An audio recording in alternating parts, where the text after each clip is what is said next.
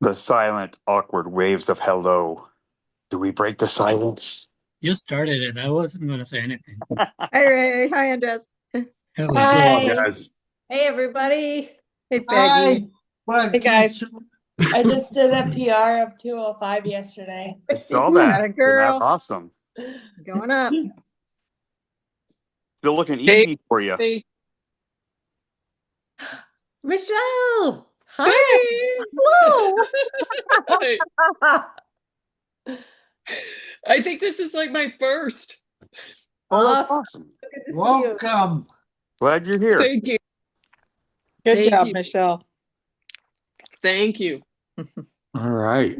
So Peggy. we're going to kick this off and lead with the form checks like we've been doing. No, we're not. We're going to lead with congratulations on your world record. Yeah, we'll Way to go, record Dan. I appreciate it.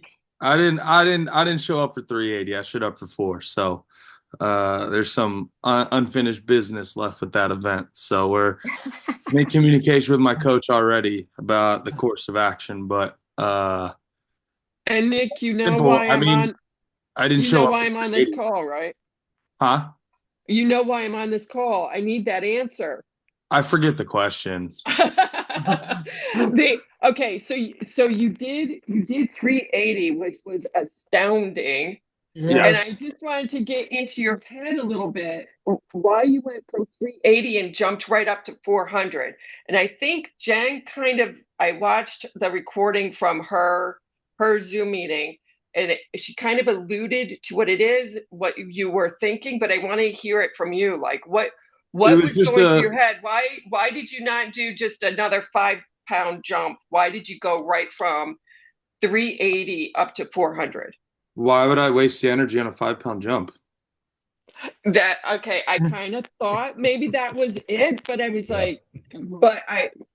Jen also alluded to the fact that you were also trying to maybe break another record with the 400. Was it because you were would have like been doubling the first double body weight clean and press in the 90 kilo division, and I would have been the first to 400 as well. So that was always the goal. 380 was a stepping stone. It was just 380 was to make sure that you broke a record, but 400 was what you really wanted to do. Kinda, but 380 just so happened to be aligned with our planned jump. So we were when I first start out, like when I first load the bar, it's 90 pounds on. And then I do 50 pounds. Then I do another 50-pound jump. And then I do 30-pound jumps up to 380. And then we take so the jumps get smaller and smaller, but not too small so I don't wear myself out. Not too big so it's a shock to the central nervous system.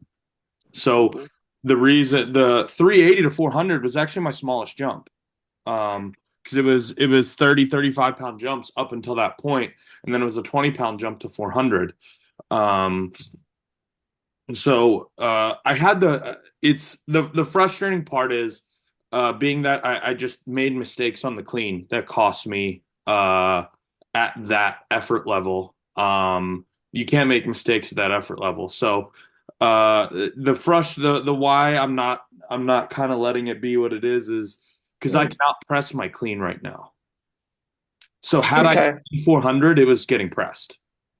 So that's why there's unfinished business with that. I had no question I was hitting 380. I put up 383 2 weeks ago, 3 weeks ago. I knew that 380 was falling. It just so happened to, if it would have been 375 again, it wouldn't have really made sense. 380 was kind of the transparency around this. 380 was for the show. Mm-hmm. Like world record, official, blah, blah, blah, insurance. So even if I, missed 400, there was a show in the cage. A world record fell that day. But I personally didn't give a shit about 380. I was there and prepped.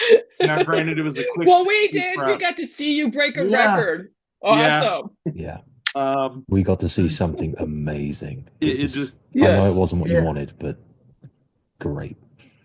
it's gonna haunt me till it falls. So that's just how I am. It's Whether I'll going to wait fall. all year, I don't think I'll wait all year because there's two other guys that are in striking range, and I can't wait that long. Well, that was my other thought of why you jumped to 400 too, is because you want to ensure that you can keep your record for a while, right? No, No, it doesn't matter. I Okay. mean the way here's the thing about the middleweight division. There's about 12 guys that can win a world championship depending on the events, depending on the show. We are the only division with 4 current and active world champions, me included. It is the most, to put it in perspective, it's all done by points.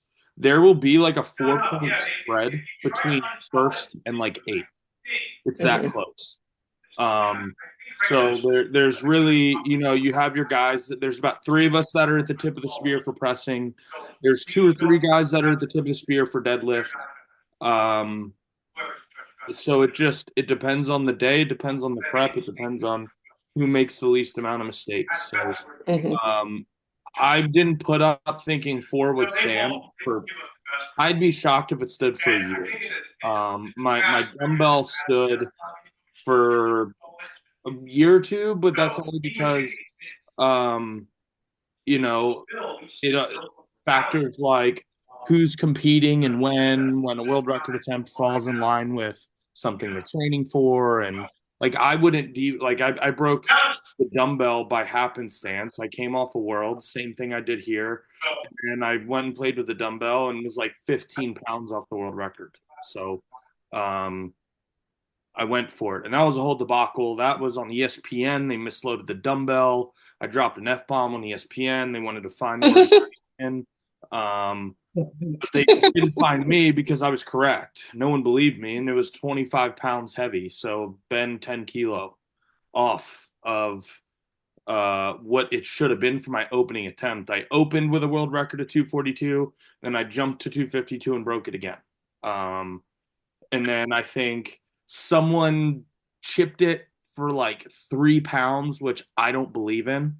I think that's fucking stupid. I could have had 3 more pounds, but it depends if you're using kilo plates or pound plates. That's all it is. If you're going to break a world record, it needs to be 2 kilo or better, in my opinion, for it to be 5 pounds or anything more, like it's just not substantial enough. Like that could be like 3 pounds could be the weight of the collars. Like it's not substantial. Like I just think it's not entertaining. A world record is a show. At the end of the day, it's a. And you gave us a great show. I try. So The outside of that cage was somewhere to be. Like I could feel the energy. I don't know how it felt for you. yeah, Right? You were in the zone, they but said look we to had me. the biggest. We had the biggest audience, and that got the most views on Animal Pack as well. So we showed up and showed out. Absolutely. Sure. The power of the beer. That was pretty cool. Like I could feel the energy. And I feed off energy. Like you probably all saw it, my coach calming me down in between, because when I go, boy, do I fucking go. Yeah, you got to watch those F-bombs, you got to be pristine like me. Yeah. I gave up on that. Look who's talking. No, I was about to say. Yeah, I They was in the gave me a room. list of words I can't say, so I've been practicing. You're scoundrel. Start with the biggest one. Kedge said the in-person pump was my test. So, and I didn't say any of those words, not out loud anyway. Good We're job. proud of you. I Character tried. growth. We're glad to have you. We are proud of you, Nick. Thank you, Colin. Now I got to figure out You what didn't. I did with I had everything set up and then I moved shit around. The form checks.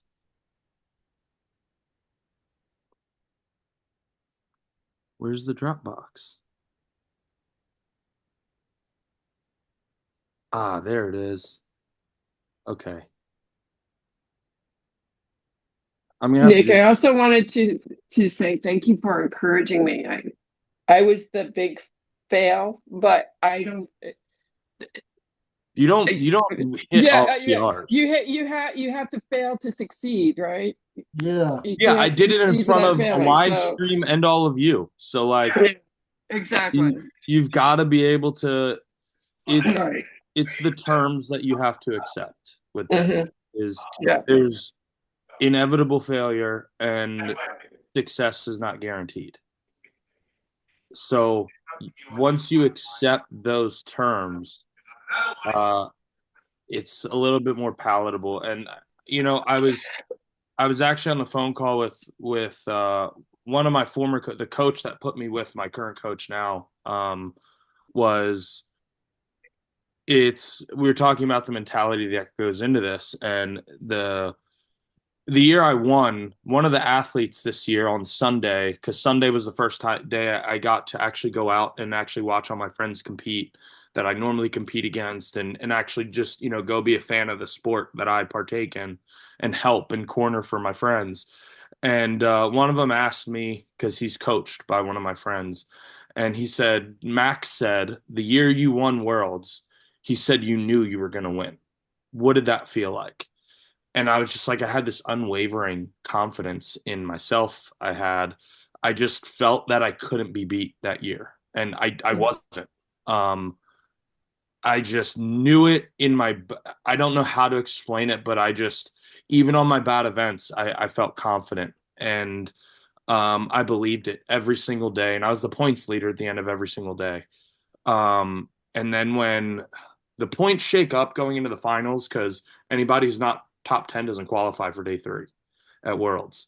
And the points shake up. So like people you beat, you lose their points from your points. Like I don't understand it, which is why I don't pay attention to points, because numbers suck. And I don't even understand the system when they do that.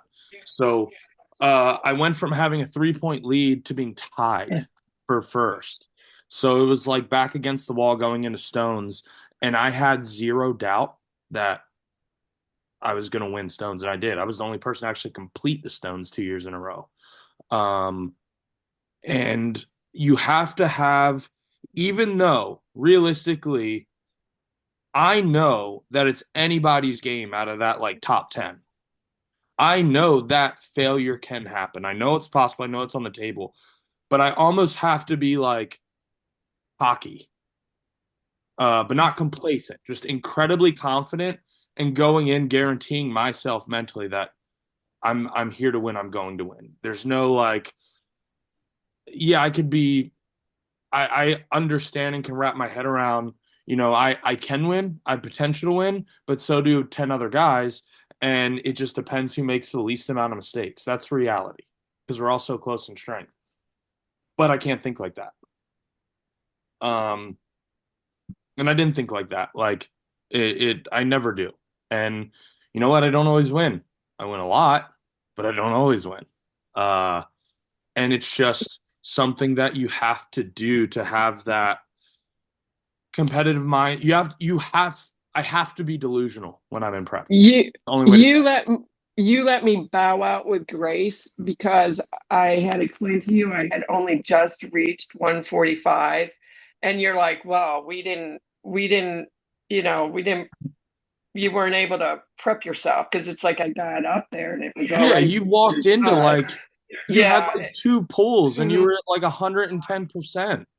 Yeah. Of course you're not gonna pull it. I was like, all right. So and then I said, oh, I feel nervous because I could feel my heart pounding, and you're like, why are you nervous? And I'm like, oh, because of all these. It wasn't, and I was thinking it serious. I was like, it wasn't that I was nervous because, like, believe me, I've been on stage with people. It's like being in front of people is not a big deal.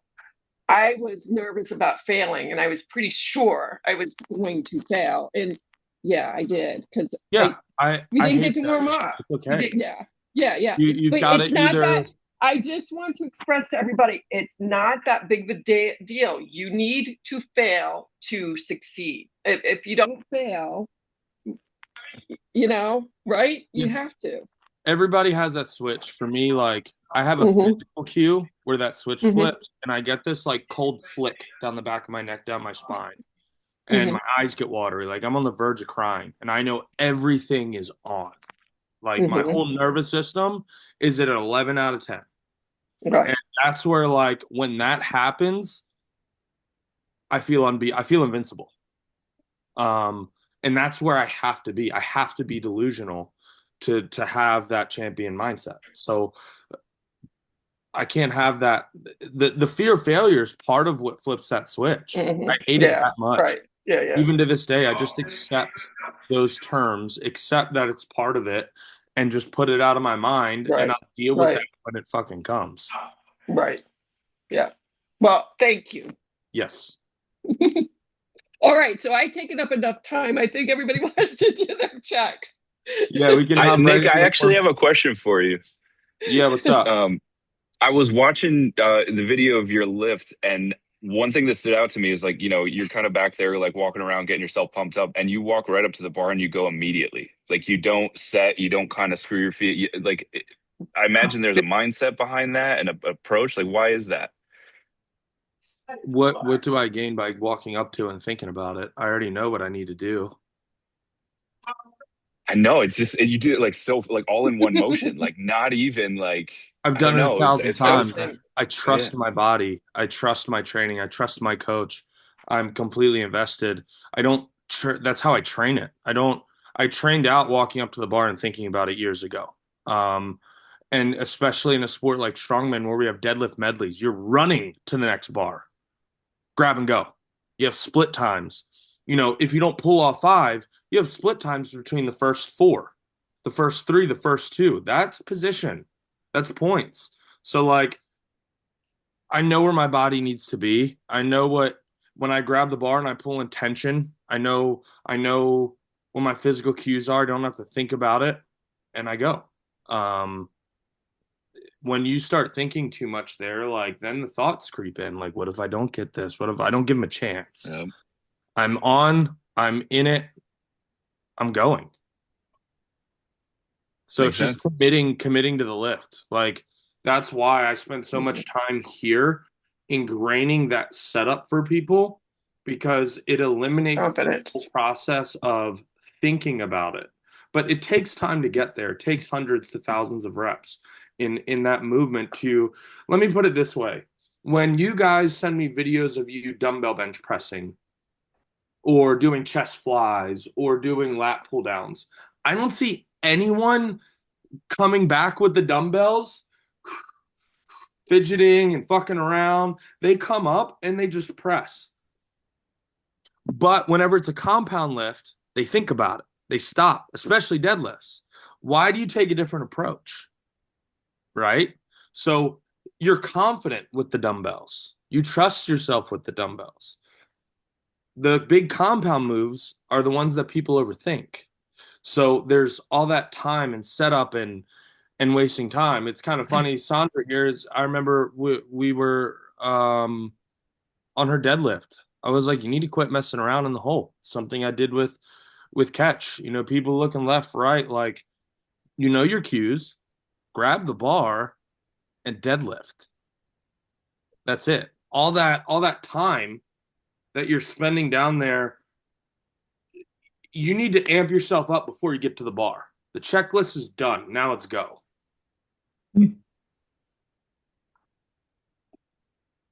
If that helps clarify. Yeah, no, it makes sense. Love it. Thank you. Yes. All right. Let me move this around. All right, let's see what we got here.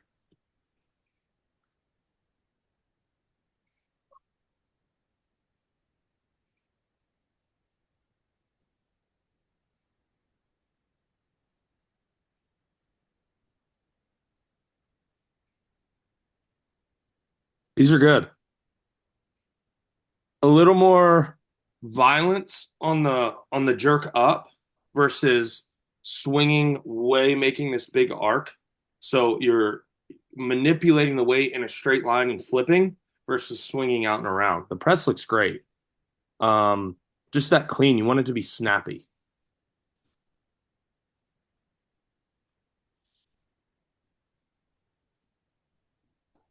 Heels are light in that thumbnail.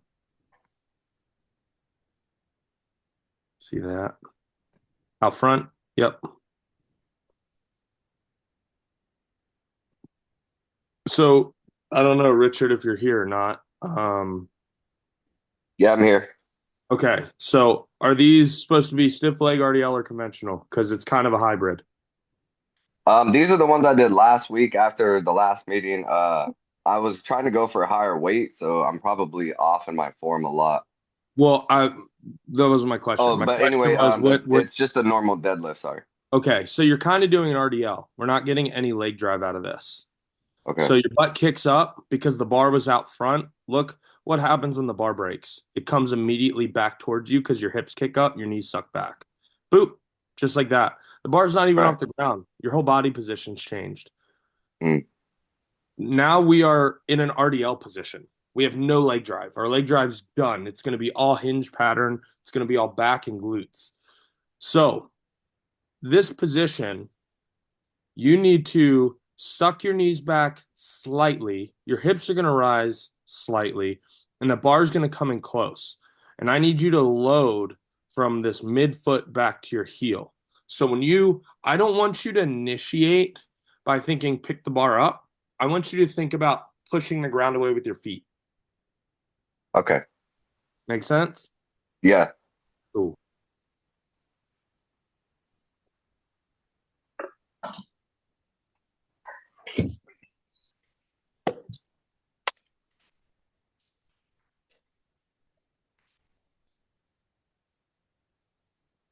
These are great. Good control on the way down. Nice strong press. Those are great. Arch back. Legs aren't dancing around. Love it. 405-pound PR. Let's see it. Coming out of an entire deadlift rebuild. Now he's kicking 405 in the teeth.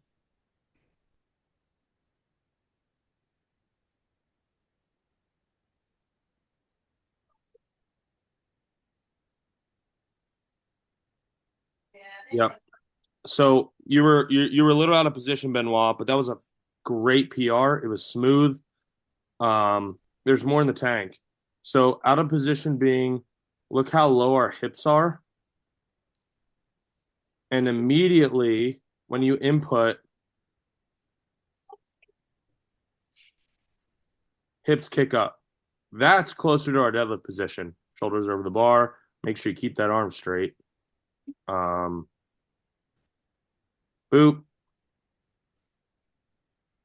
Boop. Boop. So same thing. Butt's too low. Kick that butt back. Suck the knees back a little bit. We'll put you right in position. You're right there. But congrats on the PR. Four wheels. Let's party. Love that. Another PR. Squats.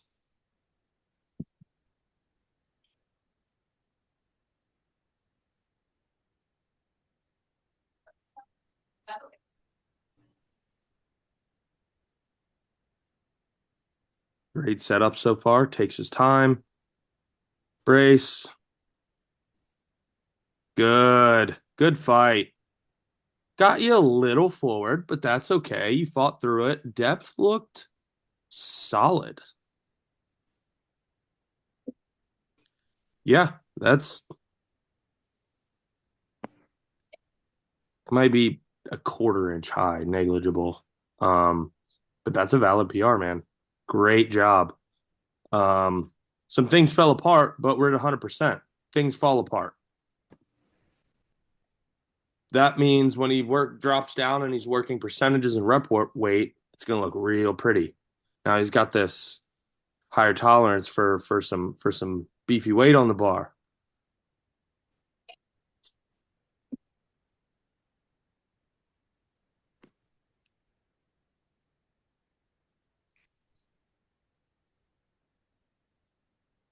So we need to get that lumbar straight. So this low back flexion is what we want to cancel out. I'm okay with upper back and mid back flexion. So with these, you've really got to exaggerate that proud chest and pushing the butt back. What are you doing, Hank?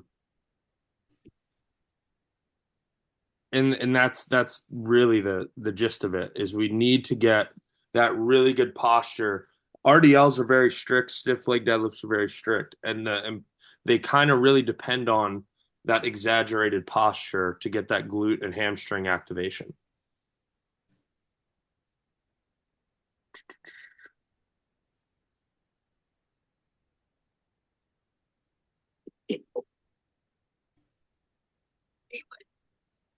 These are good.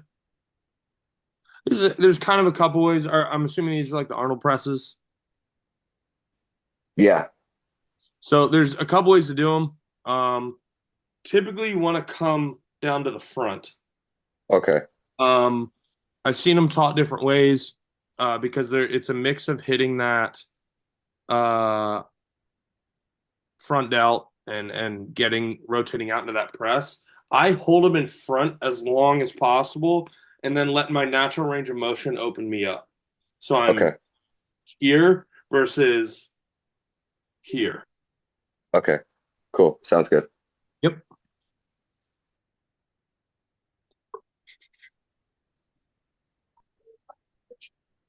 That means sit down.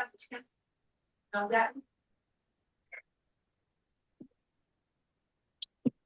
These are good. Preach curls are pretty straightforward.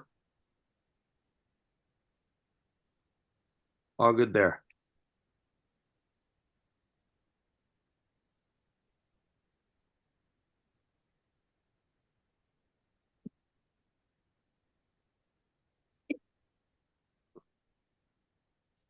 Yeah. I'd like to get a little bit more of the exaggeration on the lockout, but you've got the gist of it. Is the lockout where you try to separate the rope at the end? That's okay. the full extension. Okay, cool. You're getting deeper, Colin. Fuck's sake. I want your feet slightly closer. Remember how I wanted you sitting way back? Yeah. We need to get you further back. Use that grip strength to hang on and sit to those heels. Because what we want to avoid is that coming forward. Okay. But you're getting deep. It's looking better than the last one. So this is good. Okay. Fuck. You remember how far I had you sit back at the Arnold holding onto the weight? Yeah. That's what we want. Okay. Your feet started cramping up. You were using shit you haven't used before. Yeah. Yeah. Stop.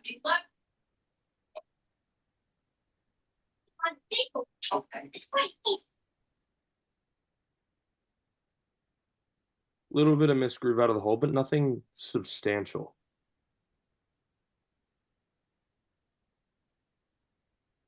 That was better. Hips are kicking up just a little bit. It's very subtle. Good brace. That was actually a little bit better. Soft lockout, Derek. Finish that lockout.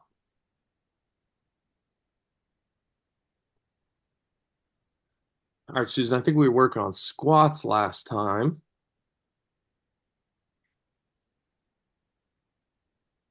There we go. That's better.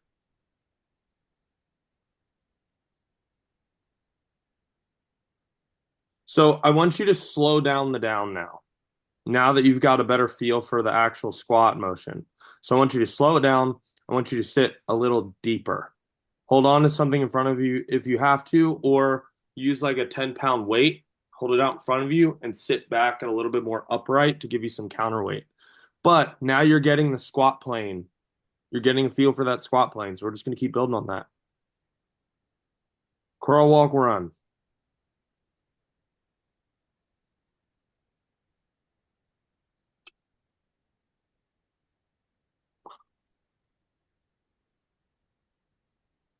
This is probably my internet. I'm on Starlink out here in the boonies.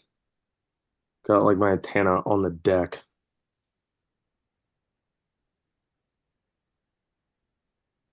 Richard, these are actually better.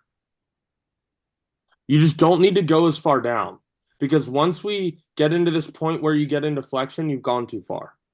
I have a habit of like making sure I'm deadlifting straight all the weight back up again, so I set it all the way onto the ground. You And that was use blocks actually, then. Elevate I'm them. sorry. Oh, Stack okay. plates underneath or blocks, elevate it up Okay. like, I would say a good 4 to 6 inches. Okay, cool. Because we need to get you in that neutral spine plane and then work from there. All right. And so the last one was 205, and then this one is 230. This is actually is a PR Okay. for this time around, me working out again, but Yep, hits kicked up, but that wasn't bad. See how toe heavy you're getting? Yep, yeah. we need to get you back and get you in that position. Okay. I'm gonna skip these because your dumbbells look good. We need to get some other people in here. Try to do me a favor. Try to keep like 3 to 4 videos because we've got almost 80 form checks today. Okay, cool. So whatever you need the most help on, that's what we'll attack. Oh, look at that. Me on the floor. I just saw your deadlift a few days ago in person. Well, but double checking. Yep.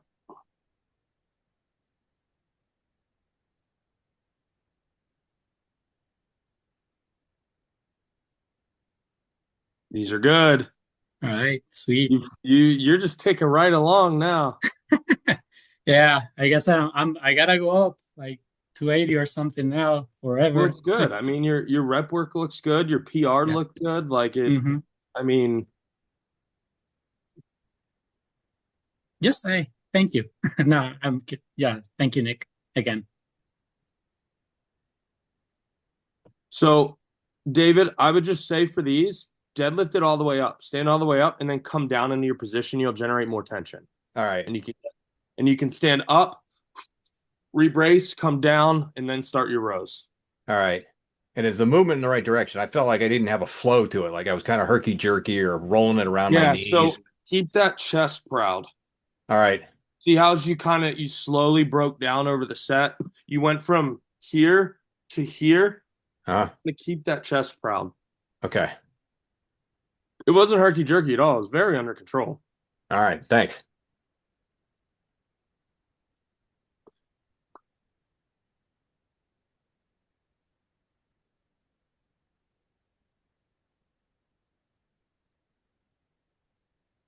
Good.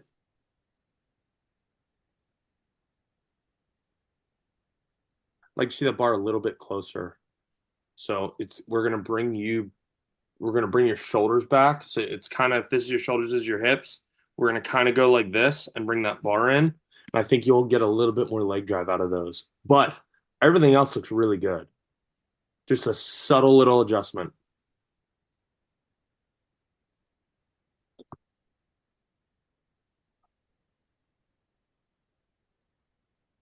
This is good. This is a great stiff leg deadlift.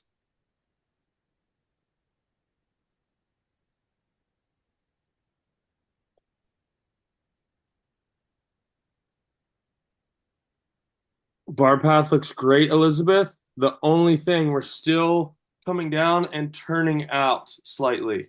Okay. We don't want to turn out. We want to keep either neutral or slightly in. Don't turn your pinkies out. Okay. So really, But okay. the way you're pressing your bar path towards your face, everything else is looking fantastic. Okay. Thank You're you. like 98%. It's just that little turnout. When you get heavier, that's gonna wreck your shoulders. So should I still keep the same weight or drop a little weight to I not? don't think it's a weight issue. I just think it's a movement Okay. pattern. I think you're gonna do it with max effort weight or the lightest weight possible. I would just, so what I want you to do is think about squeezing your pinkies really hard. Yes. So it keeps you here instead of letting it push out. Mm-hmm. Okay. And when you drive in this neutral or slightly turned down pattern, I think you're going to be like, whoa, I got a little bit more gas. We got a little pepper on that. Okay. Yes, ma'am. Thank you. Good job.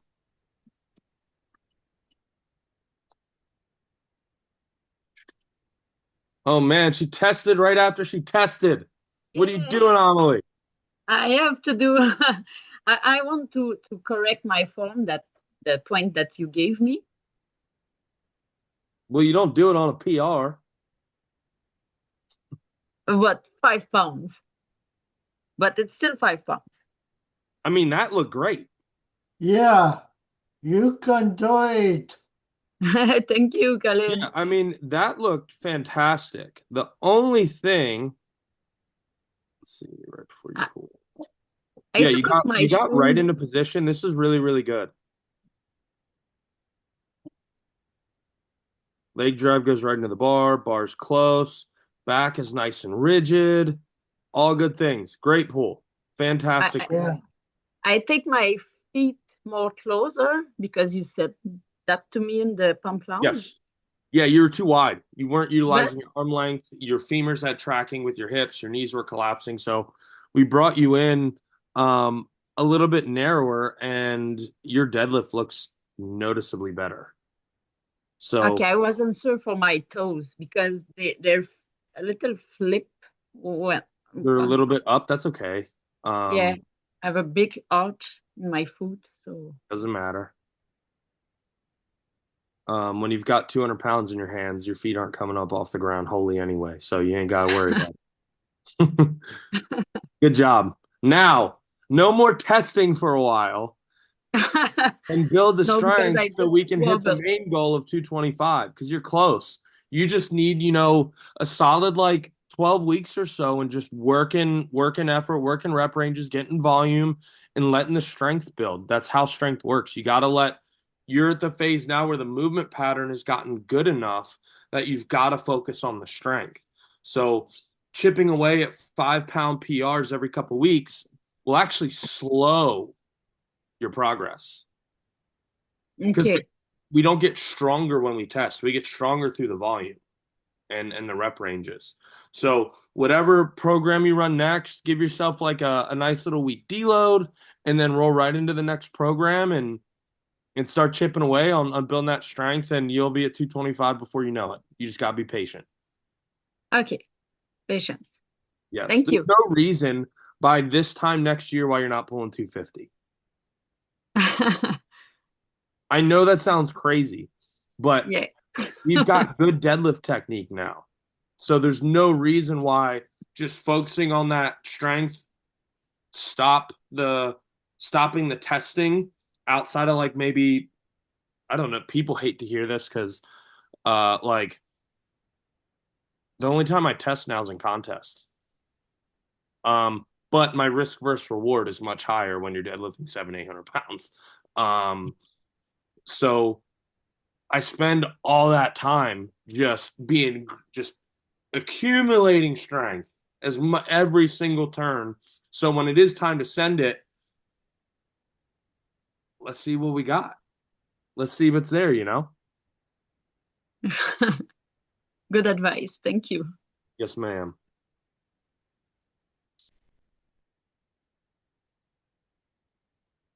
Hips come up. Yep.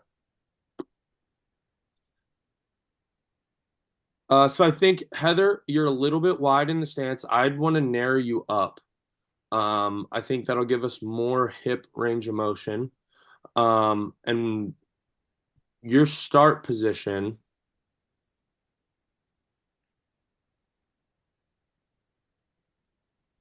is too low in the hips. So we need to kick our hips up, bring our feet together. That's going to give us more arm length and allow us to, we're so far forward here. See how far past your toes, your knees are, your shoulders are way past the barbell. So on a heavier pull, what's going to happen if your hips don't kick up first? See how the bar sucks back, everything sucks back? On a heavier pull, that bar is actually going to swing out away from you. This just wasn't heavy enough to do it yet. So your deadlift position probably is a little closer to here with hip height. Now we just need to get you back.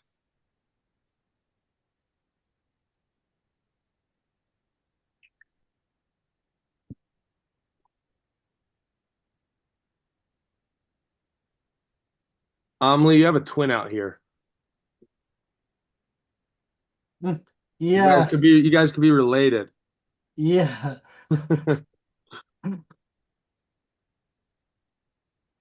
These are good. Kind of like I'm guessing stiff leg deadlift? Or is this the dumbbell deadlift variation? It's somewhere in the middle. I was trying to do Romanian, but I'm new to deadlift because I was afraid of it for such a long time. So I don't really know what I'm doing. I'm just doing Okay, so that's fine. That explains it. You're kind of like in the middle.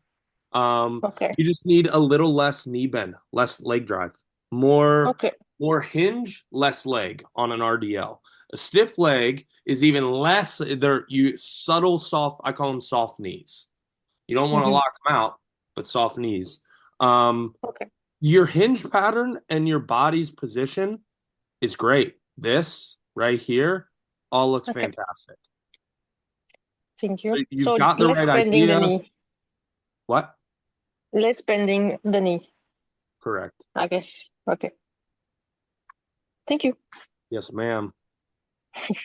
Amelie, that's your twin. I'm telling you. You guys are like spitting images of each other. Really? And she's French, I think. So really I'm not French. I'm Belgian.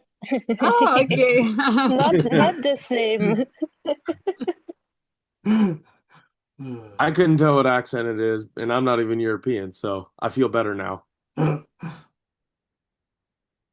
but French and Belgian people have something like there's a tiny war between us. Oh no! What did we start? Okay, the Belgians have the You better guys beer. can fight it out over your squat, bench, and deadlift.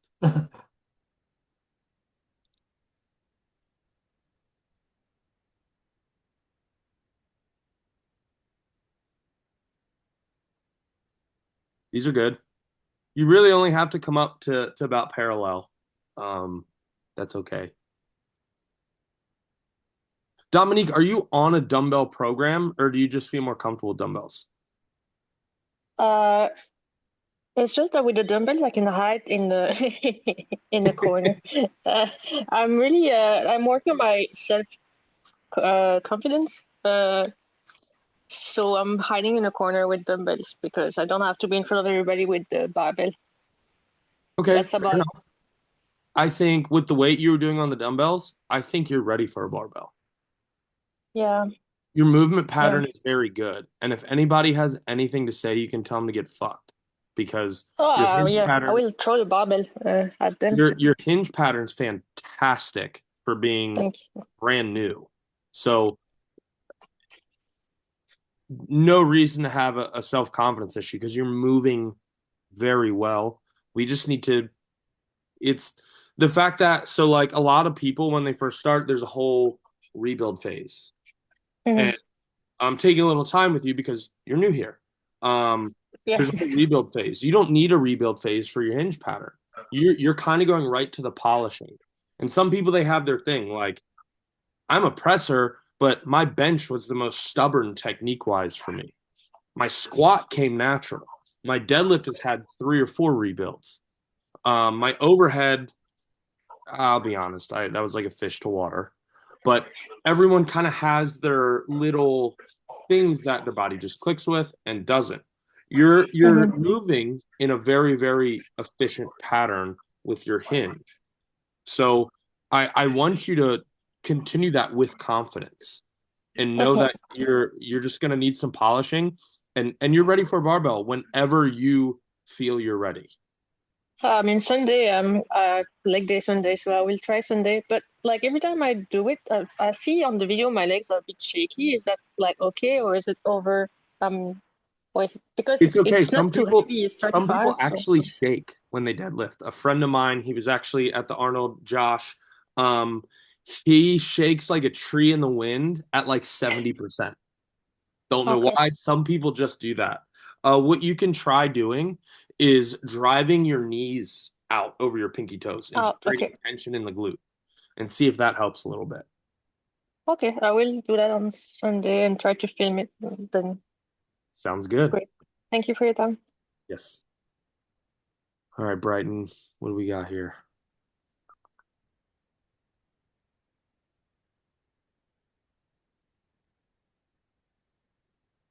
Get that bar in close.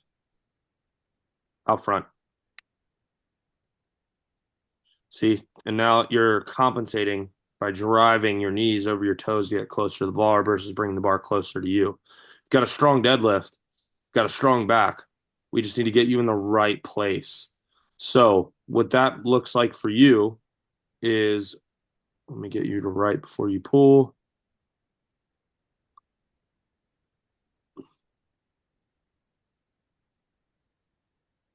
You're actually going to bring your hips up and back slightly. It's going to suck your knees back, give you more of a straighter shin angle, and you're going to bring that bar in close. And you're going to sit back into that deadlift a little bit. And that should put you close to where you need to be.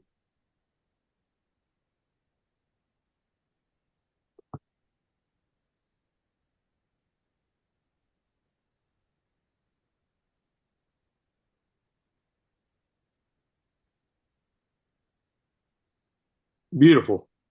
Stood up with it, braced, got his air, went down into his rows. Fantastic. That was a really good squat position. Yes.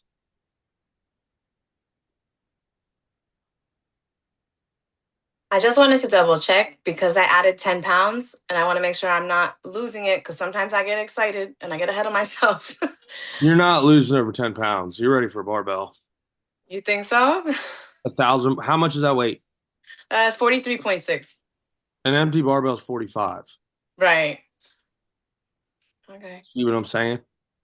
Yes. Yes, I see. I don't really have gym access. I do have like a situation where that sort of like, it's like these dumbbells that can connect by a center connector doesn't weigh 45 pounds, but if I put more plates on it, I could get there. Looks like you could just put a rack right there in that living room. This is like my home gym, plus I homeschool my kid. Like this is So the kid can get jacked too. The kid can just go into, when it goes into like high school, just brawl it. He does have he has 1 pound weights that I bought him. He's working on form right now. There you go.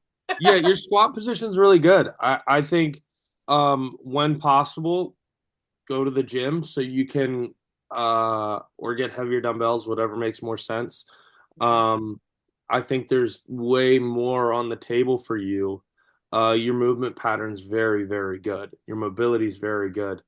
I think you need a little bit more. I think you need more weight. Like you're not even close to your ceiling. Yeah, see, I've always like run into like the issue of not enough equipment, and I do have a little equipment now where I'm not really sure what I'm capable of yet, and I'm kind of feeling that out right now. Yeah, I mean, you'll get to a point where you can test that. Yeah. Like this is, I mean, you're bearing these, and there's no butt wink or hip flexion, which means you've got fantastic hip mobility. Because most people, their hips are curling or just out of mobility there. So I think I bet with an actual barbell squat and you just doing this, you're squatting probably 125 to 150 pounds right now. Really? Yeah. Like, you mean like incorporating my body weight and the dumbbell? Yeah, like because this is out front, and you're adding so much tempo, the potential strength, it could be less, it could be more, I don't know. But you're probably somewhere with a back squat, probably somewhere between 125 and 150 pounds. Wow. Like the reason I added the 10 pounds, like why I took that jump is because I had my son on my shoulders. He's 6, he weighs 65 pounds, and I squatted him with good form on my shoulders. And I was like, wait a minute. I was like, maybe I'm playing it a little too safe here. Let's go with 10 pounds. To this. I would eat, no question. I would add 20 pounds to this. Okay. All right. Let's see what's going on then. All right. Thank you so much. Yes, ma'am. Well done. Thanks. Tamas.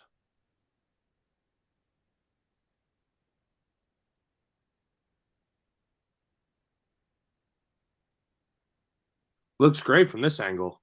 Great range of motion.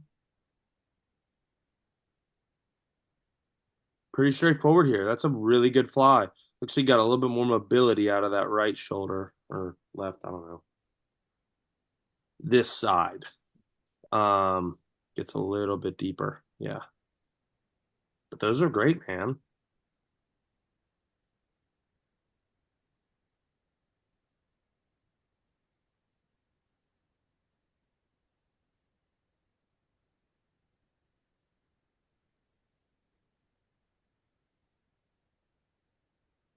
God, my internet sucks sometimes. Jesus. Good tempo. Good isometric at the top. Great control. You're killing it, man.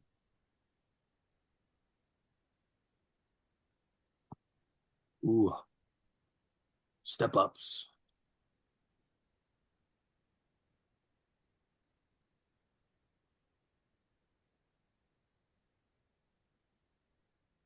So I wouldn't step as far back. You see how you have to push off so heavy to get closer. So basically, you're going to step more closer to this, and that's going to put more knee over toe and give you more quad.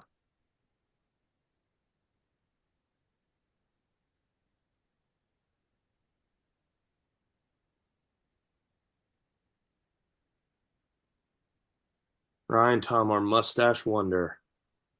All right, so I feel like my elbows are kind of all over the place on these. I love how I said mustache wonder, and then you spoke up, and then it was just all mustache right there. Like you, perfect execution. Hey, I do what I can. You said it was all elbow? Well, I feel like my elbows, they're in, they're out. It's subtle, but I feel like there's movement. As we come down, we're compact because our lats are lowering in conjunction with our chest. Then as we press, our elbows flare slightly to get tricep engagement. Does that make sense? Yeah. That's how it's supposed to go. Okay. Because what we don't want is when we're tight, we don't want to be here. We're tight trying to generate that lat contraction. So as we press, then the flare starts to happen, which is exactly what's happening. Okay. So this is a-okay. Okay. This quad bench is weird because it seems pretty straightforward, but there's actually a lot of little kind of fine-tuned details that really go into a solid bench press. It's a full body movement. People don't think I'm going to work out chest. I'm going to do bench press. It's a compound movement. You're using legs too. Yeah. All right, cool. Thanks, Nate. Yep.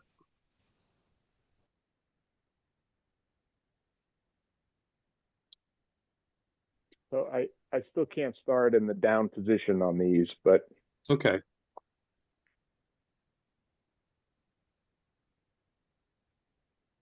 I want a longer pause. I want the bar to completely settle. So if this is 1,000, I want a 3 count. okay. Your position though looks fantastic. I think if you're comfortable with it, go down a hole. Another one? Okay. Yep. You're ticking along with these great, man. That's all we need to do. We just need to work you down. Okay. Trick the brain a little bit.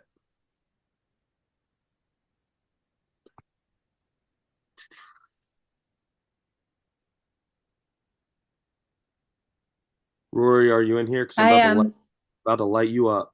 I'm here. It made my skin crawl how you got under that bar.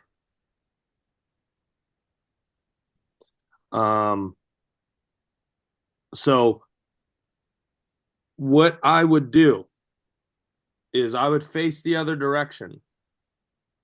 You always walk the bar out backwards. You never walk it out forwards because then you've got to rack it backwards. Okay. Plus, if you can go to the bar and get center, it just sets you up way better across the board because you Okay. can look down and find those dumbbells, but you can't look behind you and find that rack. Oh, see, I have a full wall mirror on the other side of me, so I actually look in the mirror as I'm doing it. For what? Well, that's just why I haven't felt unsafe doing it, because I actually have a mirror across the room. But I get what you're saying. Yeah. Walk unrack out of the rack. Never mirror or not. Because you have way more control, period. Whether you can see it or not, you have way more control going into the rack here, bit, versus tipping back with it. Because if you miss, there's no saving it. Sure. If you miss here, you can go, ah, shit, and then pick back up. Yeah. Your leverage is in your favor. And you've been doing so well. Last thing I want to see you do is drop a barbell on yourself. So I'm a big stickler for that. No, I got you. The interesting thing now is the knee pain has been improving. Mm-hmm. And I feel like it's funny how I was so caught up in the knee pain that I wasn't really thinking about the weight. And now that the knee pain is diminishing, I feel like I'm struggling with adding weight. Why? I don't know. I just feel like I have no strength in my core, in my trunk area. Like when I'm down here right now, I'm thinking to myself, everything just to get back up, which I suppose is the point. My mind is in the movement. But yeah, I feel like I'm just so weak.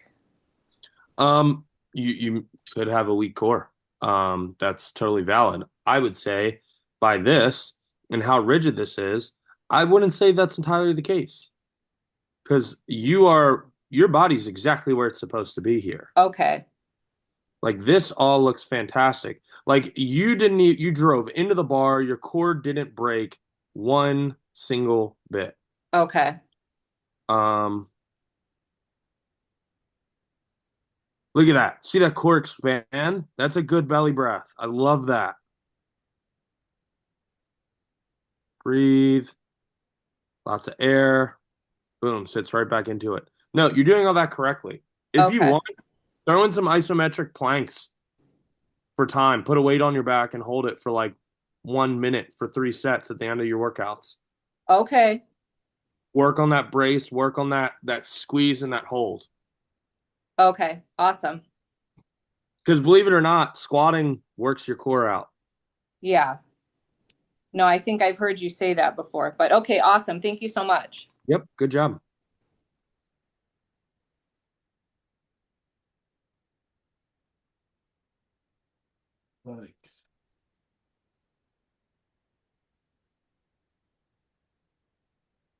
Okay.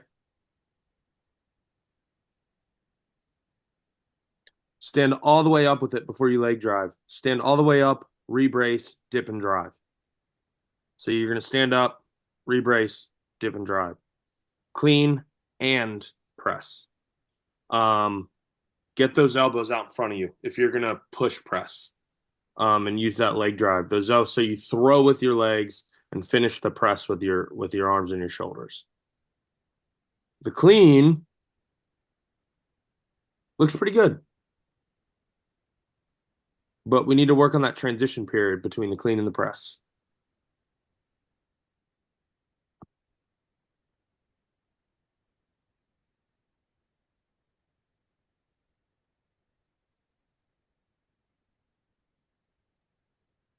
Stand all the way up so we get that glute tension back. And we need to sit a little deeper. Otherwise, your positioning, your back, your midsection, everything looks really, really good, Justin. We just need to get you a little deeper, and I need you to finish the squat.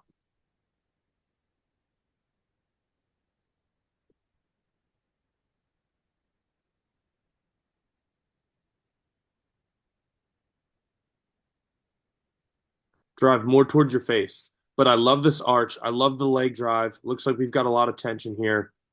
I would honestly take what these 25s and put them underneath your feet, so you can get a little bit more out of your legs, drive up the bench towards your head. But what you're going to have to do to get the bar path better, see how far behind the rack your head is. You're going to have to slide down so you don't come up under those J hooks, so you can get into that bar path. But how you're set up on the bench is really, really good. I would just put some plates under your feet. I've had to do it with high benches. You know, my 5'9" ass, like, I get it. Some benches are stupid tall. So I would just put those plates underneath your feet, give you a couple inches, give you a little bit more real estate to screw your feet in. Gym hack, if you will.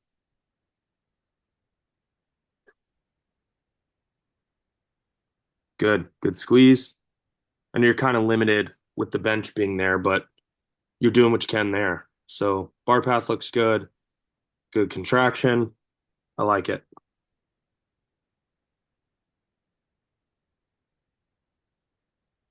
Front squat and SDL.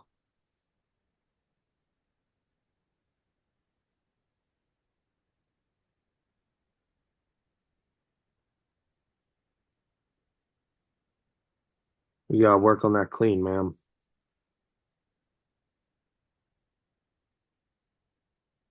But the squat,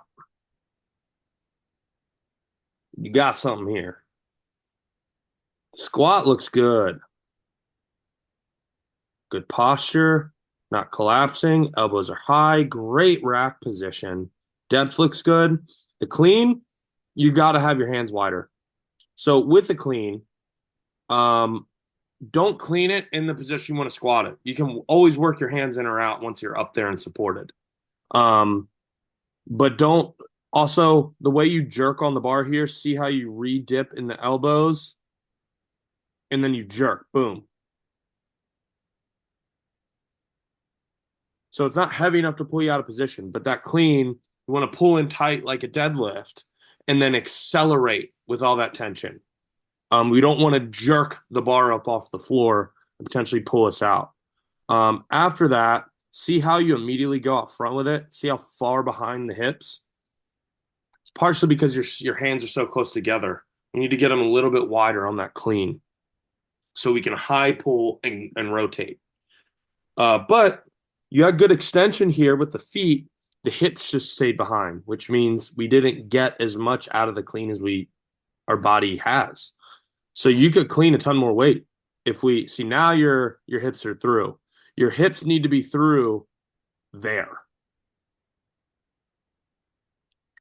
But your front squat looks pretty damn good.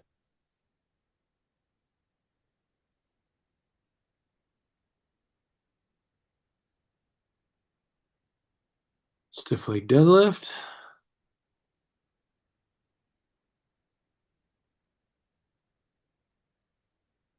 Great pull position. You've come such a long way. Soft knees, good hinge pattern. Going as deep as your range of motion allows. Tish, you're a fast learner. I think 6 weeks ago, Your deadlift was all sorts of jacked up, and now, I mean, look at this. You move well. Your body learns quick. I'm really stoked with this. Good job.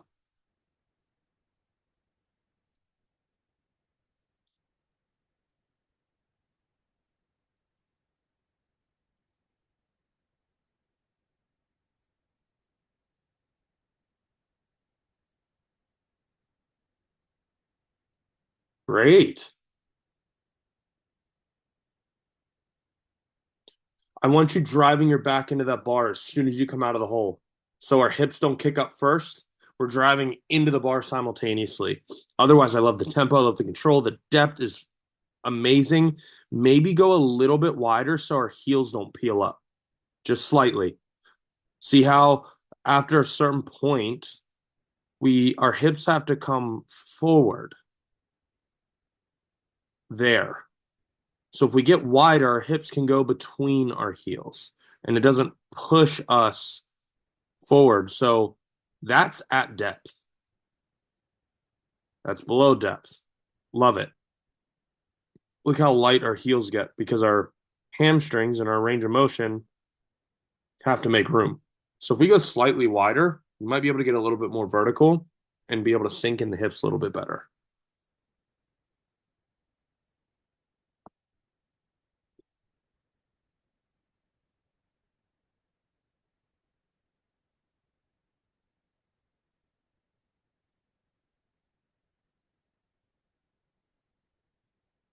We need to keep that midsection much more rigid.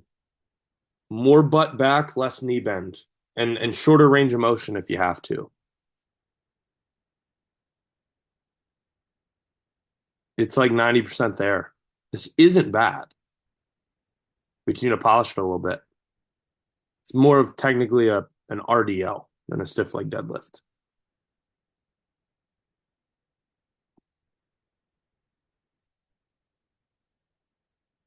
Jeanette, look forward. Don't look at the camera. Great pull, though. I mean, that moved like you had nothing on the bar. I should have sent you the one I did yesterday. That was like better. That Everything was looking 205 straight yesterday. ahead. Don't focus on the camera. Don't focus on anyone around you. Straight ahead. I love this angle. Your pull form.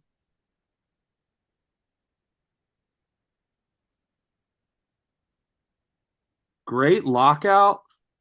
Jeanette, you're strong, lady. That was 175 yesterday. I did 205. This position is fantastic. You would do way better with a barbell than you do with dumbbells. The only thing is I want your head straight forward. But your position is actually really good. Remember when I first started, you had to tell me like where to put my feet and everything, and Yeah, and now you're just and ripping I was doing it. pounds I off was the doing ground it like it's your wrong. job.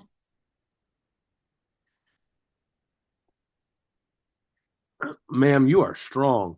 Yeah, I finally learned how to do them the right way, and now I'm like, yesterday I did 205, and people, my family's like, how are you so strong? Yeah, fantastic, Jeanette. That is awesome. Yeah. All right, let's see the high pulls.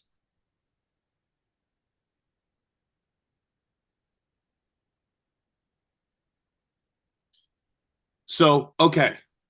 So this is actually more like a rear delt fly. Okay, sorry, I forgot. It's okay. A high pull is from here. We keep our elbows above our wrists. So we're pulling here. So like the dumbbells kind of end at our chest line. So we're pulling vertically and our elbows come out and apart. And you should feel it in the delts and the front delts, the rear delts. But you're going to pull them apart. And you can honestly even come over a little bit and hinge and get into an extension and get a little bit of body English and get more of your body behind it. But it's a high pull. We're just pulling those dumbbells to our chest line. Maybe it's because I've been doing more barbell stuff that I just can't remember. Yeah, you can do high pulls with a barbell too. Okay, because my gym has the barbell rack, so. Yeah, cool. Okay, cool. I'm ecstatic about your deadlift, Jeanette. Congrats.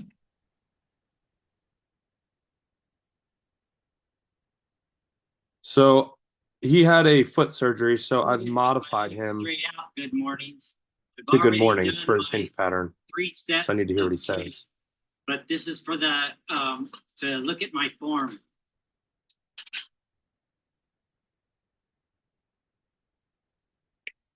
So this is what's called a seated good morning. We've been kind of playing with his foot position. Yes. Yes, yes, yes, yes, yes.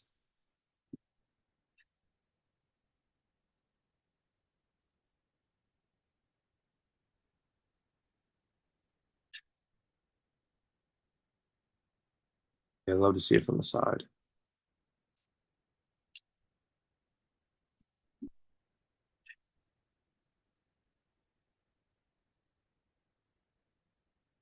Okay, so your range of motion, Roger, is going to stop there. Because after that, we're getting more ROM with that upper back versus a hinge. I mean, that's still pretty good. That's further than I can go, that's for sure. But you see how your butt starts to peel up? That means we're getting into flexion here, which we don't want. We want a nice, rigid lumbar. So for those of you that aren't familiar with this variation, this is called a seated good morning. It's just a brother to the standing good morning, is a hinge pattern. Roger had foot surgery, so on all of his hinge pattern deadlift days, to work the posterior chain, this is what we're doing. Works hamstrings, glutes. There's a couple different options within the seated good morning. You can have legs out with toes up. You can have legs bent with toes up. You can have them in, feet on the ground, wide, narrow. They all kind of hit the hamstrings and glutes a little bit differently, and it also depends on the range of motion each person has. So we've kind of settled on this position. I had him do them with legs out a little bit because I wanted to see when your legs are out, it lights up your hamstrings much sooner. Think of the equivalent being like a stiff leg deadlift versus a regular deadlift. You feel it in your hamstrings way sooner, range of motion shorter. Same concept. So Roger, these are good. I don't want you to go as far over to that your butt lifts. We want a nice, rigid posterior chain all the way through that rep. But you're ticking along with these great. I love this. We needed to keep him off of his feet because he's only a few weeks post-op. So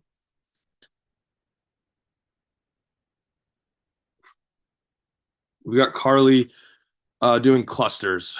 Okay. So right out of the gate, butt kicked up, bar came back. So that means we created too much space. So that's where you need to start with your butt, Carly. You need to bring your butt up like quarter inch, half inch, and get that bar close. So it's the opposite problem that we were having before. You had the bar too close, you pulled in, pushed the bar away. Now the bar's too far away, your butt kicks up, pulls bar in. But this is why we have her doing the clusters, so she gets set up reps. Same thing. I'd rather something like this be repetitive versus all over the place, because then it defines the thing we need to focus on. That was a little better, but still, hips are kicking up, bars coming back. So start with your hips a little bit high. I mean, this much.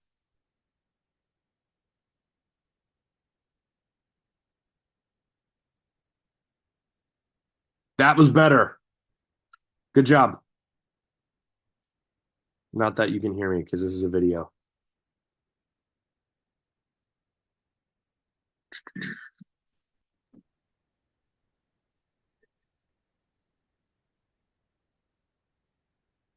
Good.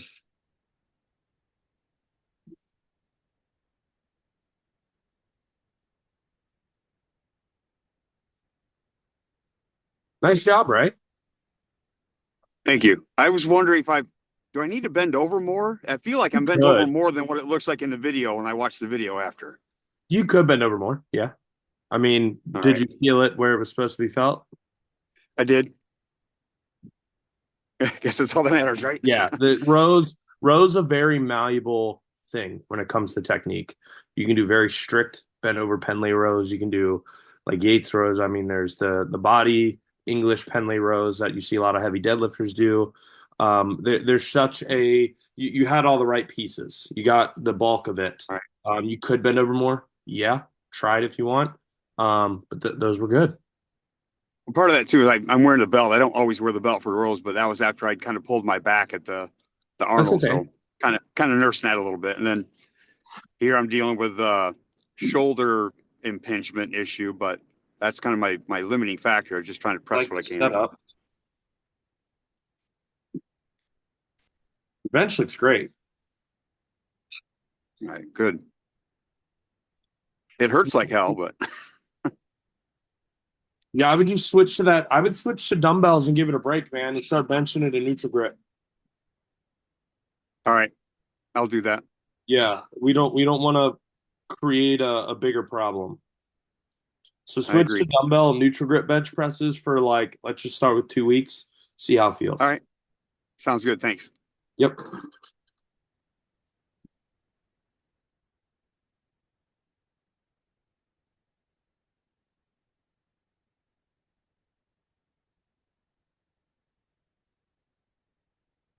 Nice job.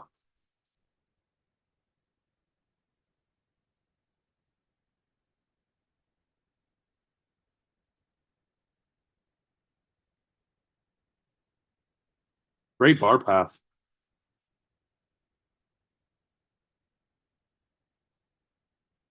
Yes, sir. That is a fantastic squat. Well done.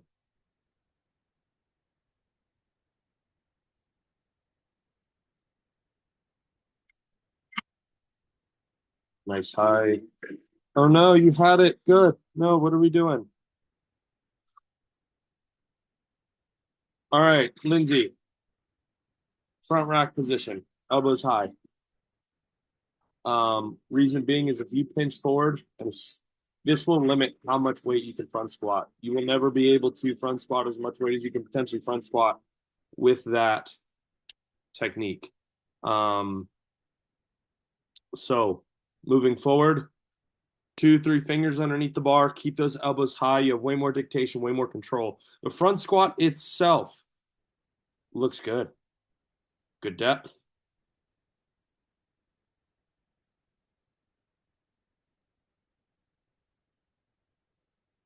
That's a great position. You've got a strong core. And this is what I mean.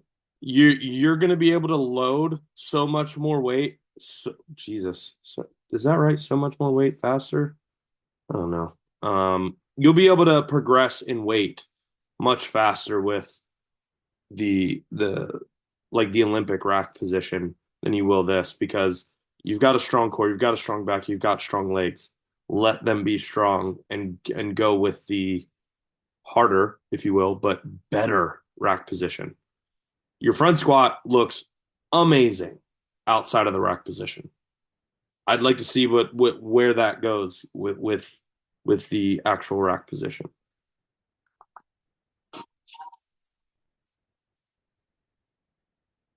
Good? Yeah.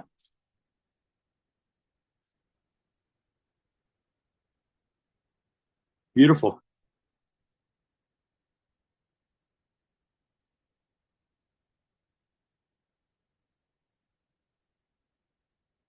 That was good, Marcus.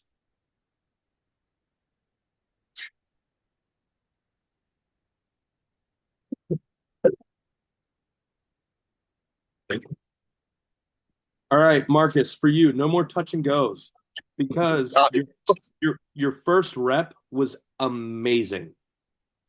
Okay. That little bump off the floor was kicking you slightly out of position. Okay. Yep, that sounds good. But this first rep, I love everything about it. That's You gave me a review a few weeks ago and gave me some butt up advice. So hips up. So I think that's looking better. You found it. Let's keep ticking away with this and see what happens. Excellent. Thanks so much. Yes, sir. Well done.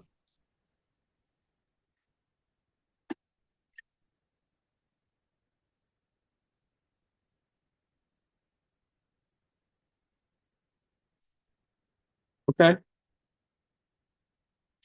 Hang clean. Settle on the clean and press. Get your rebreathe in the rack position every single time. And if we're going to leg drive, as in push press, we need that elbow high position. Because when it isn't, what happens is you create a suspension. Some suspensions absorb.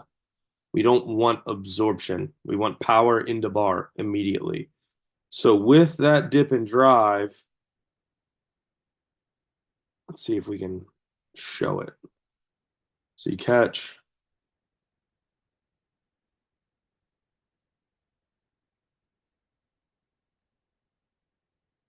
Look at this elbow sink.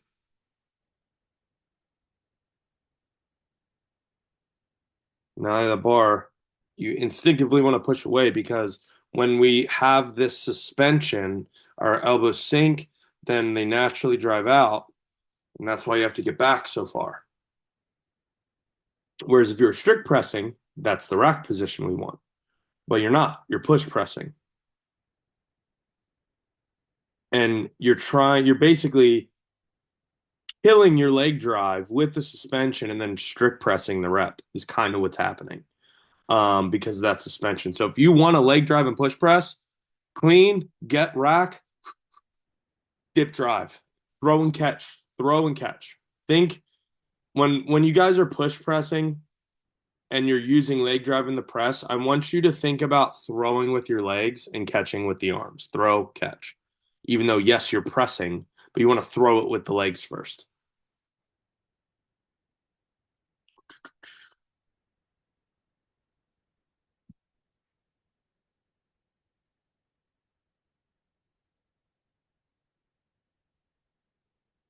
Deeper. You've got all the other pieces to the puzzle here, Jonathan. Just sit down. Trust your legs. Just go deeper. Maybe back off the weight a little bit. Everything else, position, is looking immaculate. Sit down. That's it. That's been a long time coming. And now all we got to do is just get you to sit down. Trust those legs.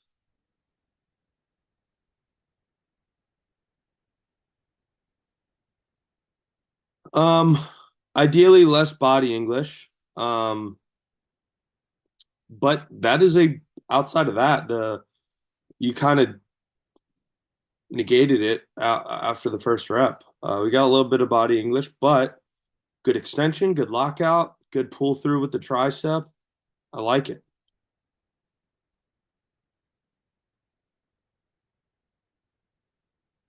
I would even say you could probably come up slightly with your body angle, and you'll get it's just changing the lever angle, and it might actually make you might feel on the tricep a little bit more. Kind of got to play with those. So everybody's leverage is a little different. Good.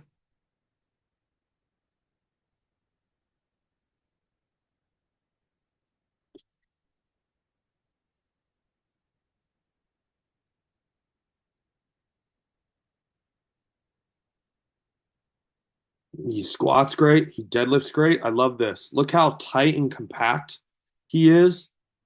He's got long arms. He's utilizing it.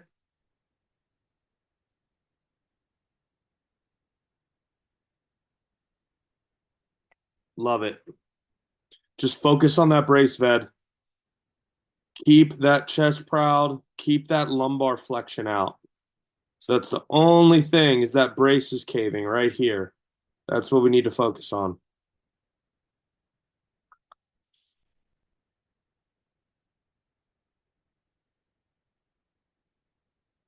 Mindy, great job.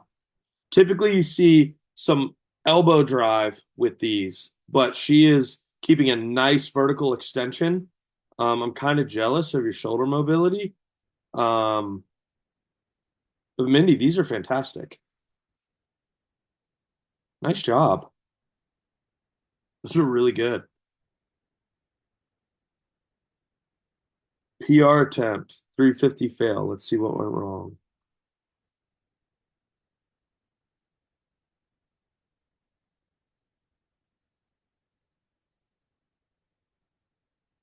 Okay, nothing catastrophic. That's okay. So what went wrong? Outside of it could have just been wasn't there that day. That's mostly it in this case because he didn't really have anything fail. Just kind of ran out of gas. The only thing is you came up and kicked forward towards your toes, and that's simultaneously when you stalled. So that didn't help you, but I think mostly you just ran out of gas, and that's okay. You win some, you lose some. See what happened here. Setup looks good. Big brace. Yep.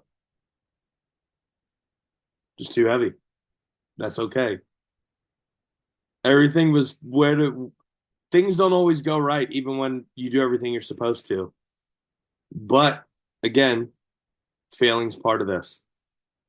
But you failed in a realm of being technically sound, which is a good thing. It wasn't because you had anything crazy go wrong and preventing you from getting the weight. 350 success. You didn't kick forward as much. Bounce off that band a little bit, but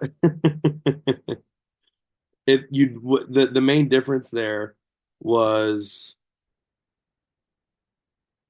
when you came up out of the hole.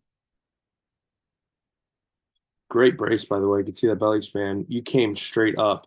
Yeah. You didn't kick forward to your toes as much. Makes a difference. Well done.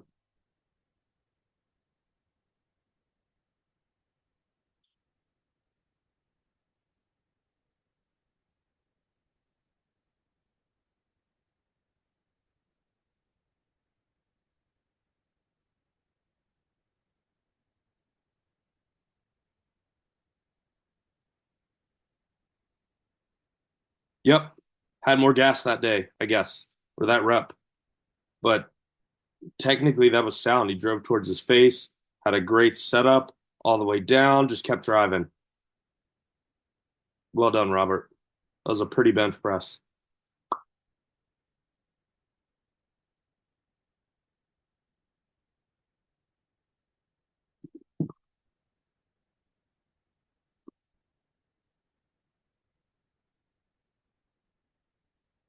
Paul, your position's looking way better.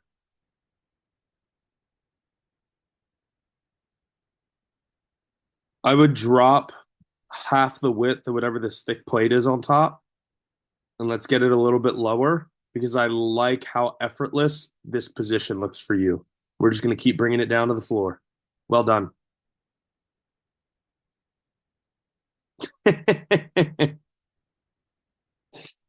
Who posted this?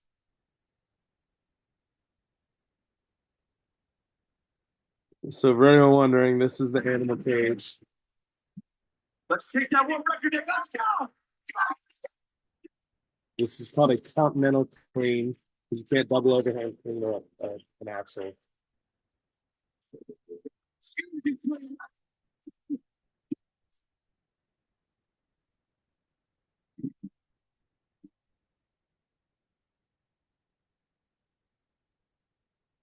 So if you notice, the judge gave me a down command a little soon. I know the judge, Terry, and I gave him a look because he gave me a down command. If you watch his hand right here, he gave me a down command there, and my feet were still apart. And I gave him a look. I kind of cocked my head, and I held it till my feet were underneath me, and that would be a good rep.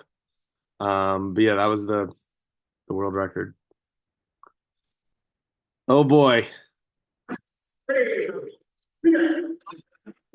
I mean, I guess that's right. I've never used one of those. More energy, more passion. It's a great movie for those of you that don't know that reference. That was at the Arnold over the weekend.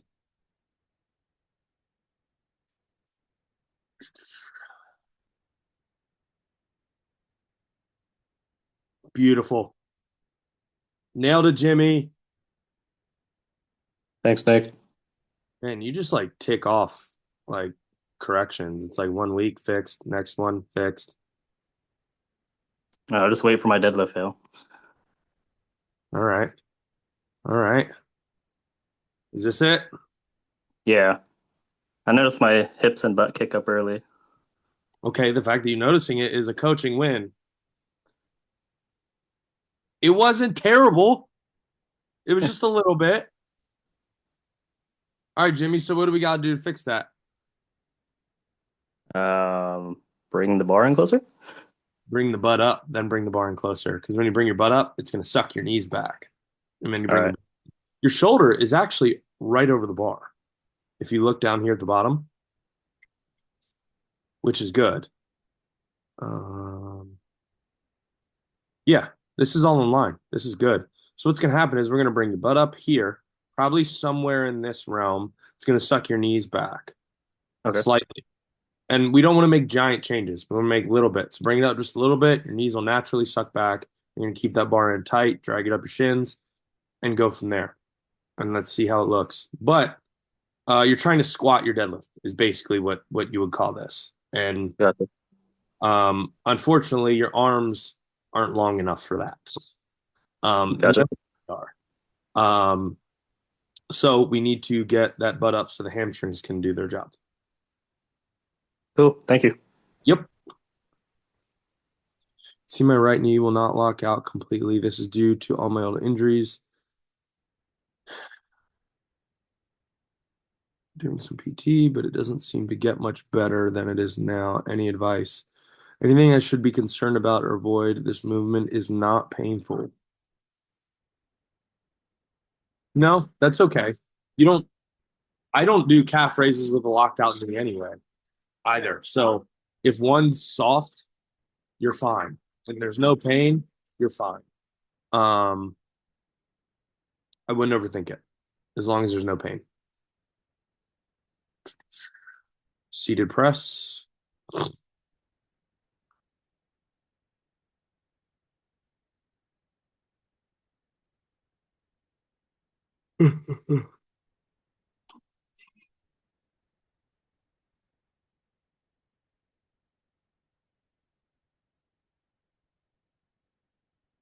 Good. Get that bar in the meat of your hands.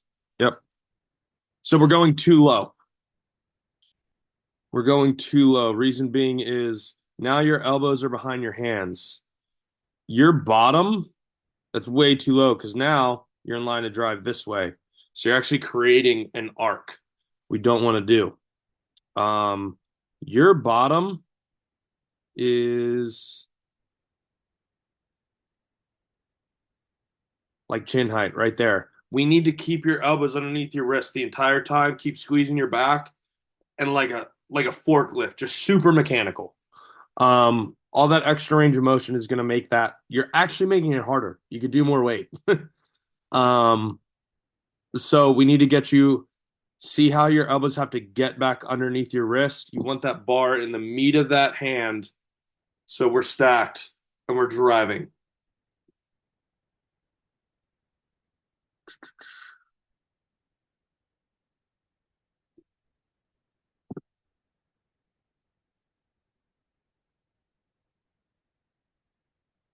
Get set. Good. Taking his time on the setup. Very deliberate. Good walkout.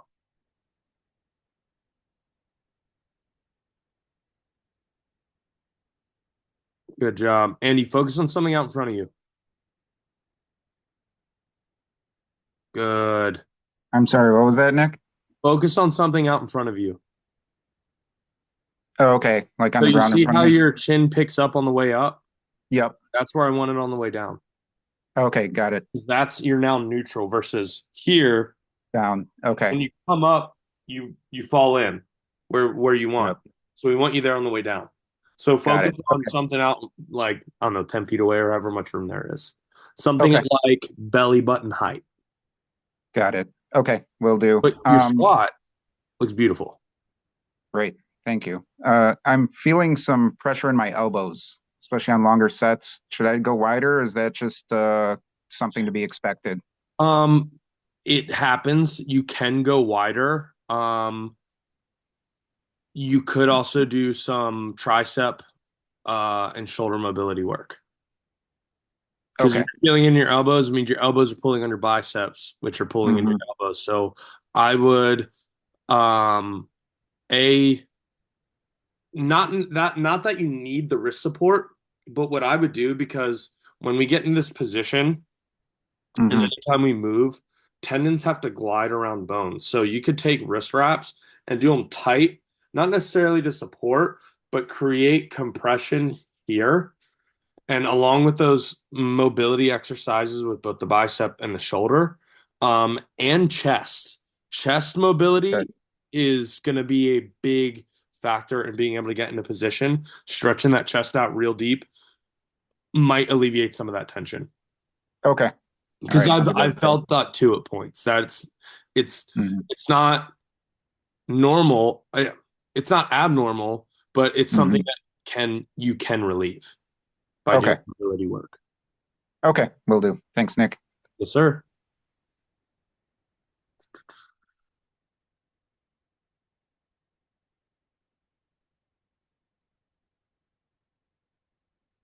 Great. Solid T-bar row. Working with what he's got. I love it.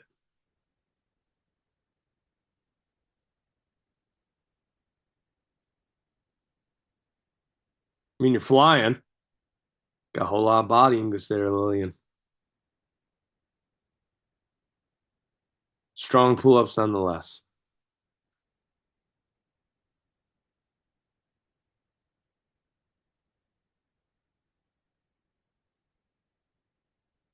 Good.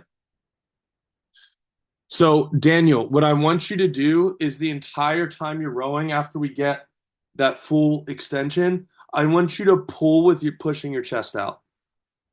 So you squeeze, think about squeezing with your back, especially to initiate the row.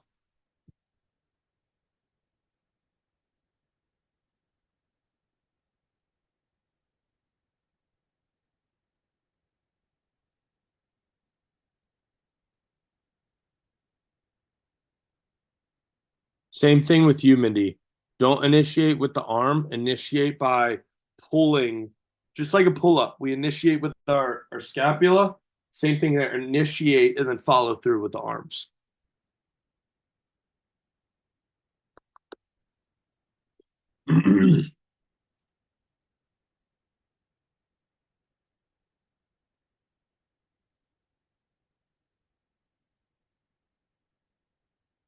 Giannis, these are great.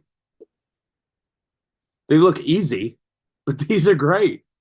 Well done. Yeah, Keeping that back rigid.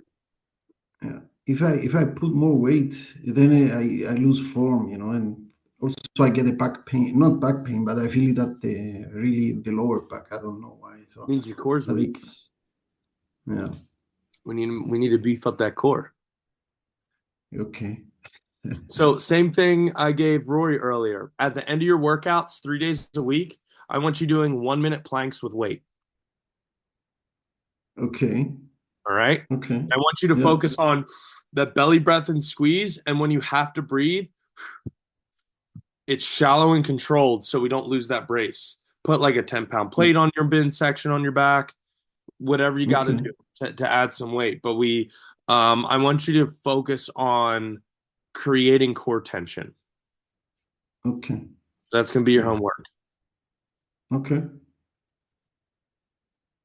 Thank you. The next one is that's where I need advice on this one. This is the front squats. Okay. I can't get it. I don't know. Empty bar.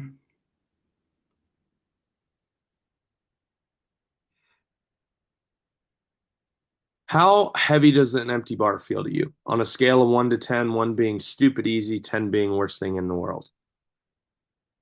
No, it's very easy. The thing is, I don't know where the bar should be placed on. I Trapped I right don't behind know. your delts. You should be able to Here. feel it up against here, not choking you, but feel some pressure. Yeah, this is what I was going to say. The previous time, I was feeling like pressure here. Yeah. And I didn't know if that's correct or it shouldn't be, and It then I shouldn't be changed it a choking little you, bit. but you should feel it there. Like you'll feel the contact. And then the other thing I wanted to ask you, Nic, the hands, the elbows should be up. Yeah, or as high as possible. Okay. Yeah, all that was good. I mean, when you're up top here,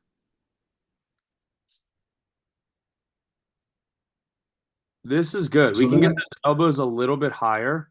You're also leaning really far back with the upper back, which we don't need. Yes. And it's causing you to, when you descend, it's causing you to throw forward to get your body in line. Yeah, So exactly. we want to be stacked, but we don't want to be here. You're in like a position if you were to do like a log press, like a strongman with that thoracic extension. We're going to be more like here. So when we descend, it's vertical and not like this. Yeah. I want you to think about when you descend, your hips are going to break slightly and you're going to push your knees out over your toes and you're going to try and sit right between your heels. Yeah, the problem I have is I don't know where the bar should sit, and it's like, You're overthinking it. You're overthinking this incredibly way too far. It's going to be behind your delts. So if you're here, you feel that little bit of chunk of muscle right here. Yeah. Behind that, across the collarbone, you should be able to feel it right here. Okay. Yeah. Okay. Add some weight because it's so light, you're not getting any feedback. Yeah. Okay. Tomorrow. Throw like 25s or 15s or whatever on the sides. Make it so you have to control it, but it's still manageable. Yeah, exactly. Okay. Yep. Okay. You'll get there. You. No, I want to get this one. It's I'm like it's in my brain now. We won't stop till you do, so it doesn't matter. Yes. Thanks. Cool. Thanks a lot. So that's it for form checks. That was all 75. Do we have any sort of questions exiting before? It looks like there's 18 people left. Do we have any sort of exit questions? Ty, go ahead. Yeah, so I didn't get a chance to do a video, and I missed last week when you did my squat video. But it's kind of a question I asked to Jen. So like in the crease or whatever of the hinge of my hips, when I'm starting to do squats, I'm feeling like discomfort there. Any suggestions on like how to do that? Like I can kind of show it's like Have you elevated your heels yet?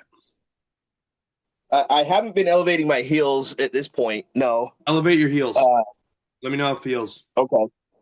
Okay. If you were to lay on your back on a bench and allow your legs to go into hyperextension, as in like your knee drops below your hip line if you're laying on your back, would you feel pain there? No. Honestly, it's just like as I've been loading up some more, like as I've been going with more weights, like that's where I feel it. If I do like a normal squat, just body weight, it doesn't do anything. But it's like as I'm going now with like more weight. You see people do with plates, that's going to create more anterior tilt. Because when I first started squatting, before I switched to wearing like lifters, that's exactly where I felt my squat.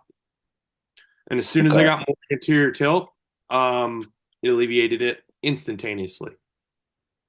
Okay. So give it a shot. See how it feels. That's where I'm feeling like, yeah, it's like that's where I'm feeling like I can't progress on my squats because it's like that you feel that and then it messes you up. You focus more on that than on keeping form and doing everything and then just So I'll try that. Try cool. some heel elevation. Play with different levels of elevation and see what happens. Okay, cool. Mikola, did I say that right? Yeah, that's right. Hi, Nic. It's my first time. Want to say thank you for doing what you're doing. And then nice to meet you and everyone else. Just a quick question about deadlift techniques. I saw that some guys, they were doing this kind of opposite grip, with a palm up, palm down. Yeah, this one. What's the reason behind it? You know, barbell spins. Okay. So when you get to a heavy weight, if you're double overhand, it's going to spin out of your hands. There's literally hundreds of pound difference between how much you can lift like this and how much you can lift like this. Okay. Because it's countering directions. Makes sense. So, I'm just not there yet. As long as you keep those arms straight, mixed grip is the way to go. Got it. Thank you. Yes, sir. Jeanette.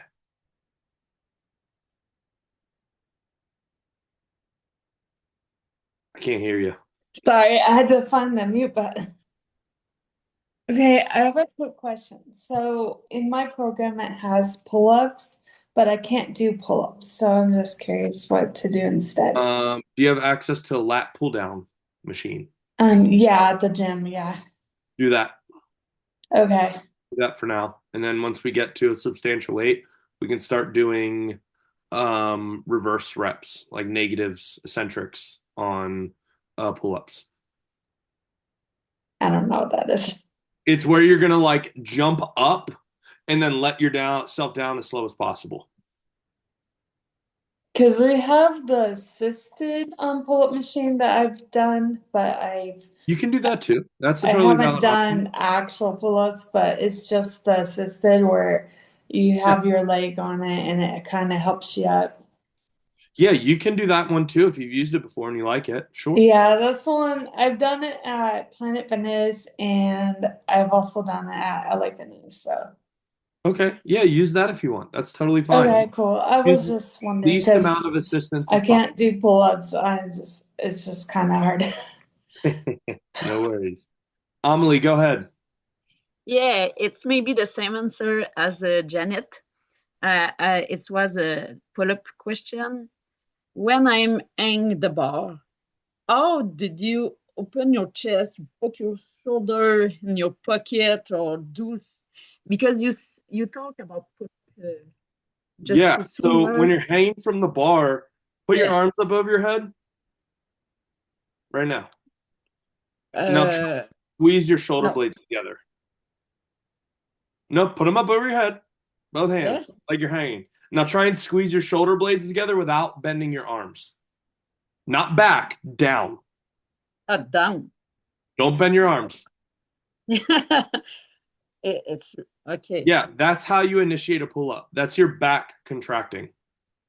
Yeah, because I never reached to use my back to do pull-up. It's always my arm. I was That's too the wide. main thing you're using. Even when you don't realize it, your back's the main mover. You can't isolate your arm on a pull-up. Good luck. Okay. There's not a bodybuilder, lifting guru out there that can do a pull-up without using their back. They say they can, they're full of shit. Don't listen to another word that comes out of their mouth. You can't possibly do a pull-up without using your back. So even though you might not feel it, you can absolutely have more arm involved than you normally would, but your back's doing something because the weight and the way your body's stacked, it's anatomically impossible to not use your back. But you can use more back. So we initiate with our back, bringing the tension, then meet it with our arms. And once you get it down, it's all going to be one smooth cue.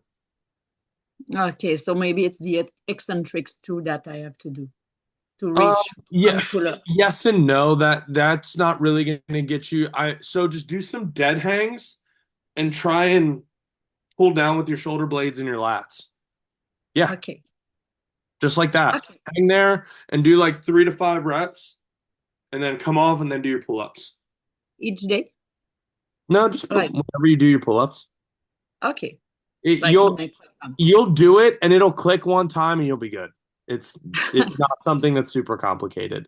You'll do it and then one day you'll just be like, and then yeah, it's happening when my feet touch the floor. But when my feet doesn't touch the floor, I can't. It's impossible. It's not impossible. You just haven't done it yet. Yeah. But in my door frame, I can do two sometimes. Okay. In the So gym, now you've got a way to practice. What? Now you've got a way to practice. In my door frame. It's better. The what? Because when my feet touch the floor, I can do one or two. It's maybe better to practice. Well, yeah, because like you're this. pushing off the floor. Yeah, a little bit. But we don't want to push off the floor. Yeah. So we want to use our back. So it's maybe better to just float in the air to practice. If you can float, I'd love to know how you float. Hang. Yes. Hang and do those contractions with the back, and then come off and then do the pull up with that contraction. Okay. I continue practicing. Thank you and your overthinking, I swear. But next time at the pump club, when you start overthinking, I'm going to stand there with a plank and just smack you with it. And just yell, stop, lift. I love this. It's the way to go with me. You're the littlest lady with the biggest overthinking. It doesn't make sense.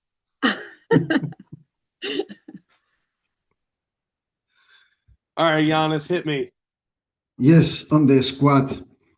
When going up, and this is, let's say, my foot, right? I noticed that if I put a little bit pressure at the front, let's say when going up, I can really, it's a huge difference, But if I keep like every, when I go up, if I keep, let's say, the pressure even throughout, the foot, then it's more difficult for me. But if I lean a little bit let's say the lift towards the front, on the way up, it's way better. Sorry? Are your heels coming up when you do that? No. Okay. So I always tell people you want pressure you want your weight midfoot and back. That's true. But in reality, what's happening, you can't possibly not load the front of your foot on a squat. It doesn't make sense. But what a common problem people have is their heels get light. And they're getting forward and they're getting too toe heavy. And then when that weight pitches out front, it makes the squat harder. So what is actually happening when I'm squatting? Yes, I'm descending to my heels, but I'm grabbing the floor with my feet.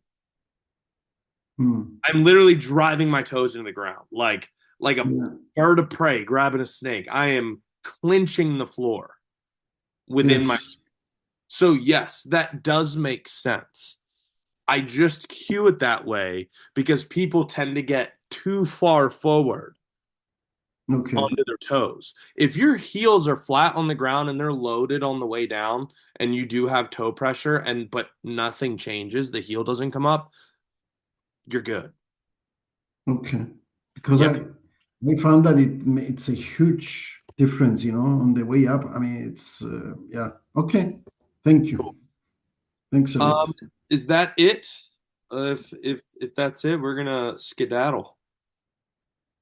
Yep. Going once, going twice.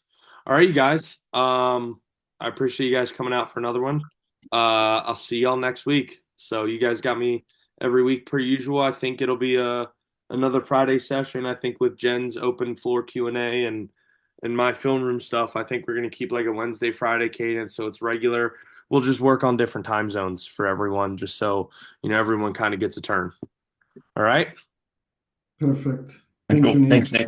Bye, guys. Thank you.